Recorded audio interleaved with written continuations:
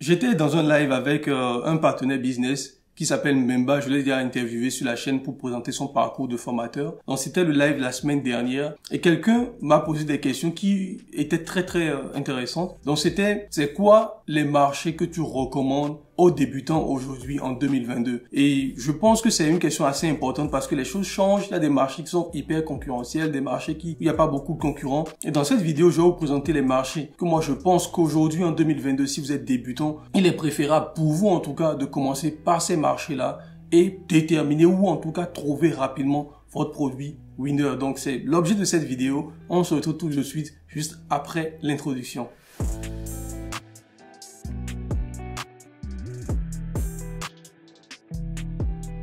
Salut à toi et bienvenue sur ma chaîne. Moi c'est Alain Semenvo.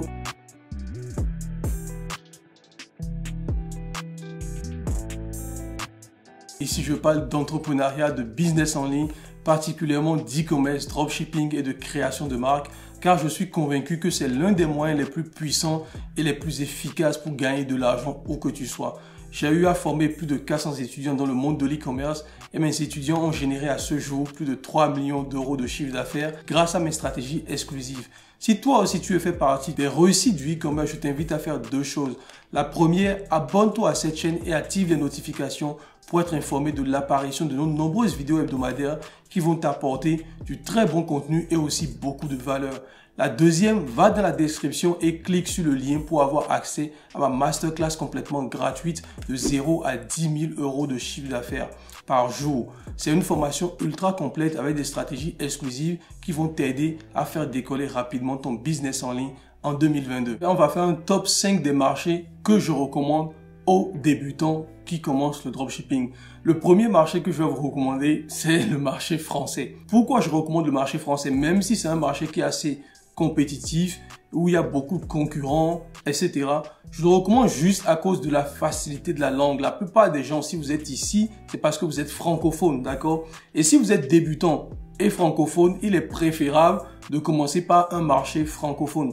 Pourquoi? Parce que ça vous évite la complexité de la langue. Supposons que vous êtes débutant, vous ne savez même pas encore comment les choses marchent. Vous avez pris une formation, un coaching et directement vous allez sur le marché danois. Déjà, vous avez la complexité de la langue qui va se rajouter à la complexité du business parce que vous ne maîtrisez pas encore tous les rouages du business. Lorsqu'il y aura de la SAV, ça va être du Google Translate. Peut-être que vous n'allez même pas comprendre les thèmes, etc., etc. Donc, personnellement, je recommande, lorsque vous commencez en e-commerce, commencez avec le marché français. Faites vos premiers tests de produits sur le marché français. D'accord? Si vous avez de la chance, ça peut marcher dès le premier test ou dès le deuxième test. Sinon, voilà, faites énormément de tests sur le marché français pour maîtriser le dropshipping, pour maîtriser le business model et comprendre de quoi on parle. D'accord? Comprendre vos clients, les retours, etc., etc. C'est beaucoup plus simple de le faire dans sa langue que d'aller le faire dans une autre langue qu'on ne maîtrise pas encore assez, ou sur un autre marché qu'on ne maîtrise pas encore assez. Le deuxième avantage aussi, lorsque vous faites sur le marché français, surtout pour ceux qui vivent en France, c'est que les retours clients, vous pouvez les accueillir chez vous. Lorsqu'il y a un client qui vous demande un retour produit, qui n'aime peut-être pas votre produit, vous pouvez le dire, OK, envoyez-nous à telle adresse, etc. et vous envoie le produit à l'adresse et vous pouvez prendre ce produit par exemple pour le renvoyer. Si le produit n'a aucun problème et que c'est de la qualité, vous pouvez le renvoyer à un autre client qui a commandé juste après ce client-là. Donc, voilà un peu pourquoi moi je pense que si vous êtes débutant, commencez par le marché français d'abord. Deuxième marché sur lequel vous pouvez commencer est le marché québécois. Personnellement, il y a quelques mois ou il y a quelques années, je ne recommandais pas du tout le Québec, enfin le marché canadien en général parce que de par mon expérience, c'est un marché qui n'achetait pas beaucoup. Mais aujourd'hui, j'ai rencontré des dropshippers à succès qui m'ont dit qu'ils ont fait toute leur thune sur le marché canadien ou québécois. Quand je parle de québécois, je parle vraiment de Québec parce que c'est la partie du Canada qui est francophone. Donc, si vous testez, par exemple, votre produit sur le marché français, au lieu de vouloir changer de marché, aller sur le marché danois ou allemand, etc., vous pouvez conserver la même langue parce que les Québécois parlent français. Donc, ça peut être le deuxième marché qui est moins concurrentiel. Le seul inconvénient sur le marché québécois, c'est que c'est un marché qui est assez petit. On a 8 millions d'habitants au Québec, ce qui est déjà pas mal. C'est déjà beaucoup plus que le Danemark, la Norvège, etc., qui sont à 5 millions d'habitants. Donc, vous avez 8 millions d'habitants au Québec, donc c'est déjà pas mal. Donc, vous pouvez aller vendre sur ce marché et conserver votre boutique, tout conserver parce que c'est aussi en français et c'est aussi plus facile pour vous. L'inconvénient avec le marché québécois, c'est les délais de livraison. La plupart des agents, même que ce soit d'AliExpress aux agents privés, ont des délais assez longs sur le marché québécois. Vous allez vous retrouver généralement entre 15 à 25 jours. Donc vraiment, derrière les gars, vous devez assurer côté SAV. D'accord? Vous devez vraiment assurer côté SAV pour rassurer les clients, les appeler au téléphone s'il le faut, ou les envoyer des emails fréquemment. J'ai déjà parlé sur cette boutique des applications que vous pouvez installer comme Aftership par exemple, qui va envoyer systématiquement à chaque étape du processus de la commande, va envoyer des SMS et des emails aux clients. Ça permet de rassurer et de baisser beaucoup le taux de litige ou de SAV côté client parce qu'ils vont se plaindre par rapport à votre délai de livraison. Deuxième aussi, je dirais, pas forcément inconvénient, mais petit inconvénient quand même sur le marché québécois, c'est la taille du marché, d'accord? La taille du marché. Vu que c'est un marché qui est assez petit en termes de taille de population, je vous conseille de vendre des produits généralistes. Ça veut dire quoi? Des produits que tout le monde peut acheter. Ça peut être de la décoration, ça peut être des produits pour chat ou pour chien.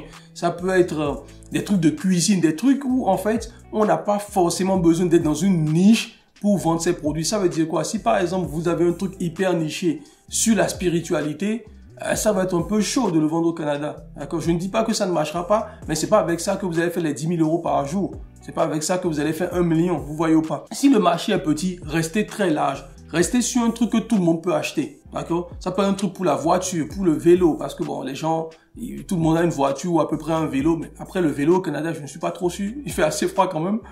Je ne suis pas trop sûr. Je ne suis jamais allé là-bas, donc je sais pas trop. Restez sur des produits grand public. N'allez pas trop dans les niches. Même si vous pouvez faire de l'argent avec les niches, ça va être compliqué de les scaler parce qu'il n'y a pas non plus beaucoup de monde. Donc, restez beaucoup sur les produits généralistes si vous vendez au Canada. Avant de parler des 3 derniers marchés que je vais vous recommander, comme d'habitude, comme en début de semaine, dites-moi dans les commentaires les vidéos que vous voulez que je publie cette semaine. Donc, on a 3 vidéos. TikTok va révolutionner l'e-commerce. Comment TikTok va faire pour révolutionner l'e-commerce? Et sincèrement, vous n'êtes pas prêt par rapport à cette vidéo. Il y a beaucoup de choses que je vais vous dire sur les stratégies que TikTok va mettre en place pour complètement dominer l'e-commerce. C'est des stratégies qu'elles utilisent déjà en Chine. Je suis persuadé que dans quelques années, TikTok va mettre ces stratégies aussi en France, en tout cas dans le monde occidental. Deuxième vidéo, quels sont les meilleurs thèmes Shopify de branding? Parce que j'ai parlé de branding. Beaucoup de gens m'ont demandé, mais quels sont les thèmes que tu recommandes pour Shopify, d'accord, lorsqu'on veut faire du branding? Donc, on va parler des meilleurs thèmes Shopify. Et la dernière vidéo est une interview avec une experte du branding. Donc, c'est l'agence que j'ai utilisée pour brander une de mes boutiques en photo shooting, en vidéo, dans l'aspect aussi du site, etc. On va faire une interview avec cette agence pour voir un peu comment se passe le processus de branding, etc. Donc, votez dans les commentaires, comme d'habitude, vous le savez déjà. Le commentaire qui reçoit beaucoup de likes, je vais publier cette vidéo en 2e position. Et on passe au 3e marché. Donc, le 3e, 4e et 5e marché, je pense qu'on peut les faire en un bloc. C'est les marchés scandinaves. Ça veut dire quoi? La Suède, le Danemark, la Norvège et en moindre mesure, la Finlande, si vous voulez. D'accord? Donc, c'est les marchés scandinaves. Il y a quelques années, c'était devenu un peu la mode d'aller sur les marchés scandinaves, Norvège, Danemark, etc. Et moi, je n'ai pas forcément suivi cette mode parce que je voulais rester concentré, focus sur les marchés qui marchaient déjà bien pour moi, c'est-à-dire la France, l'Allemagne et les États-Unis. Mais de plus en plus, je me rends compte que la France, l'Allemagne et les États-Unis sont devenus extrêmement durs, extrêmement compliqués, beaucoup de concurrence dessus. Et pour les débutants, il y a beaucoup qui ont trouvé leur bonheur en allant sur les marchés scandinaves, les marchés suédois, les marchés norvégiens, exactement comme le Canada. C'est des pays où la livraison est assez longue, même depuis AliExpress. D'accord, ils ont des délais de livraison extrêmement longs parce que AliExpress aussi ne considère pas, ou les agents ne considèrent pas que c'est des gros marchés.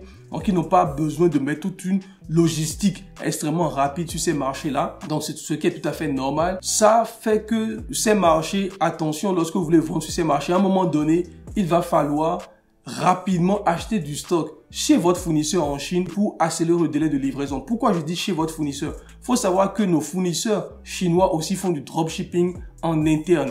Ils attendent d'encaisser nos paiements pour faire les commandes chez les usines. D'accord? C'est donc eux aussi font du dropshipping localement en Chine. Et ce qui est intéressant, c'est que lorsque vous commencez à scaler votre business, vous pouvez commander du stock qui reste chez le fournisseur. Et là, lorsque vos commandes passent dans l'heure, le fournisseur l'envoie. Donc ça réduit déjà de 3 à 5 jours le délai de livraison. Sinon, le fournisseur va commander chez l'usine, il va se faire livrer, il va mettre ça dans son entrepôt, blablabla. Tout ça peut prendre 5 jours facilement avant d'expédier le colis, en sachant déjà que les marchés norvégiens ou québécois sont des marchés où la livraison déjà de base prend déjà 2 semaines à 3 semaines. Essayez quand même d'avoir du stock lorsque vous commencez à scaler, de faire de petits stocks chez votre fournisseur qui va envoyer le produit directement sur ces marchés. Comme le Québec aussi, j'ai envie de dire, c'est aussi la même chose, c'est-à-dire que le délai de livraison, au-delà du délai de livraison, il faut aussi le type de produit. Donc, privilégiez vraiment les produits grand public, les trucs pour l'hiver. Par exemple, des pays du Nord, il fait extrêmement froid. Privilégiez des produits pour l'hiver, des trucs pour chat, pour chien, des trucs de décoration, etc., etc. Tout ce qui va être grand public, privilégiez ces produits sur les marchés norvégiens, danois, suédois. D'accord, voilà. Après, il y a d'autres marchés que je ne vais pas forcément aborder ici, qui sont les marchés des pays arabes, par exemple. On fera d'autres vidéos sur ces marchés-là. Donc, si vous êtes débutant, ce qu'il faut retenir, déjà commencez par un marché francophone, Québec ou France, d'accord? Ça vous permet de maîtriser votre business et de pouvoir communiquer sereinement sans utiliser du Google Translate, etc., etc., sans se perdre dans tout ça et rajouter une complexité inutile. Deuxième marché, Québec. Troisième marché, quatrième et cinquième, je vous conseille les marchés scandinaves. Et pour ceux qui sont beaucoup plus exotiques, vous pouvez aller sur les marchés arabes. Je connais même des gens qui vendent au Japon et en Corée du Sud en dropshipping, même s'ils y passent pas du tout la langue.